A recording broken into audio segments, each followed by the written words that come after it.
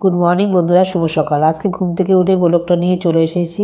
দেখো, ঘুম থেকে উঠে বাকি কাজবাজ সেরে কপাল দিয়ে এবার আমি চা করতে চলে এসেছি। চাটা করে চা খেয়ে তারপরে আমি কাজে হাত দেবো।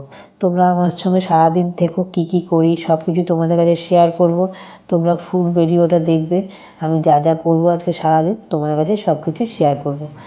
দেখো, আমি ঘুম থেকে উঠে চা বিস্কুট নিয়ে চলে এসেছি। চা বিস্কুটটাকে খেয়ে নেবো।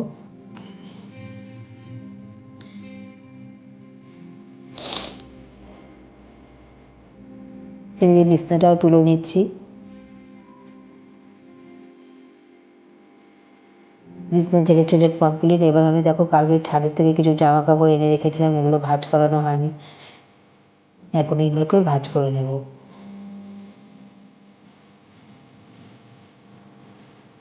কাজের মেয়ে আসার আগে অবধি যতটা পারবো আমি সেরে নিই।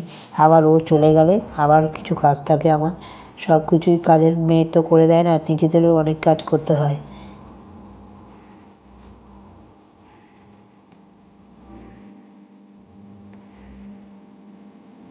জামা কাপড় ভাঁজ করে হয়ে গেল কমপ্লিট। এরপরে দেখো, একটু আসবাবপত্রগুলো একটু মুছে নেবো।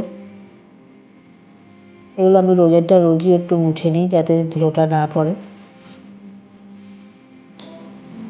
দেখো, চিকু দেখো বসে আছে খাটের উপর। ও বুঝতে পারছে আমি ওকে ভিডিও করি। ও ভিডিও করলে না, ও তাকাতে চায় না, ও খুব বদমাস। যখনই যদি মনে করি মোবাইলটা নিয়েছি তাকা, একটু ছবি তুলবো, ভিডিও করবো, ও তখন তাকাতে চায় না। আজকে দেখো তাও একটু বসেছে, ভিডিও করছে। এদিকে কাজের মেয়েটা চলে এসছে। দেখো, বাসন টাসন বার করে গ্যাসটা মুছে নিচ্ছে, ঘর দুয়ার মুছে নিচ্ছে।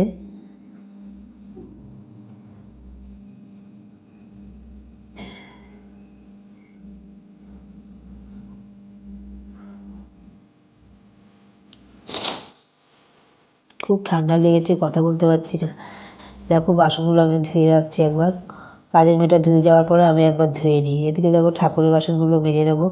কেননা পিতলের বাসন তো একদিন না মাজলেই ভালো লাগে না, কেমন একটা কালো হয়ে যায়। ঘরের বাসন চকচক করবে, আর পিতলের ঠাকুরের বাসন যদি নোংরা থাকে ভালো লাগে না দেখতে। তাই ঠাকুরের বাসনটাও ভালো করে মেজে নেবো।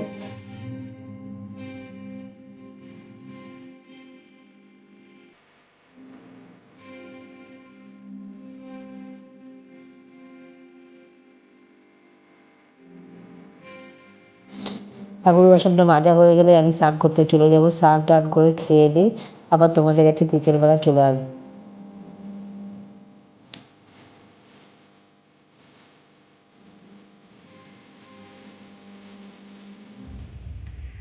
আমার ঠাকুরেরও দেখো অনেক বাসন।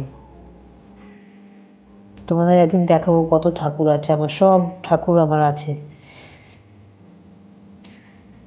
এবার স্নান টান করে বিকেলবেলা আবার দেখো চলে এলাম তোমাদের কাছে। দেখো, ছেলের বাবা দুজনেই চলে এসছে কাজ থেকে। তাদের জন্য সবার জন্য চা করে নিলাম। তিনজনেই আমরা চা করে নেবো। চাটা খেয়ে আবার টিফিন করতে চলে এলাম। যেহেতু সকালে দুপুরে কেউ ভারী জিনিস খায়নি, তার জন্য একটু টিফিন করে নিচ্ছি।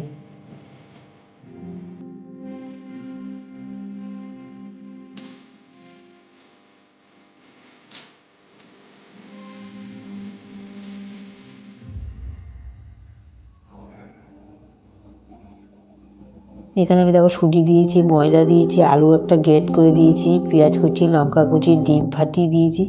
দিয়ে ঝাল ঝাল করে ওর একটা পরোটা করে দেবো, সস দিয়ে খাবে। ছেলে ঝাল ঝাল এটা খুব ভালো খায়।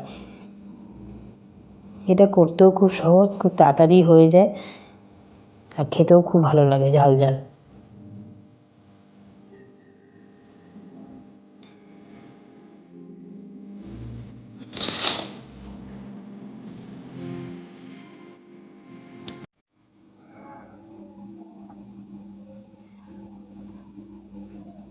দেখো, পরোটা হয়ে গেছে। ভিডিওটা ভালো লাগলে লাইক শেয়ার কমেন্ট করো। টাটা।